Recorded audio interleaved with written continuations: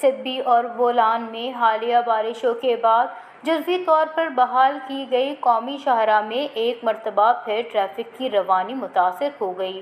Dadar bypass के करीब Balochistan transport association ने अपने मुतालबात के तस्लीम के लिए पहिया जाम हड़ताल कर दी, जिसकी वजह से मुसाफिर एक मरतबा फिर सिब्बी कोयटा कौमी शाहराह पर फंसकर रह गए हैं। ट्रांसपोर्टर्स एसोसिएशन की पहिया जाम हड़ताल के बायस कौमी शाहराह पर मुसाफिर और माल बरादर गाड़ियों की लंबी लंबी कतारें लग गई हैं।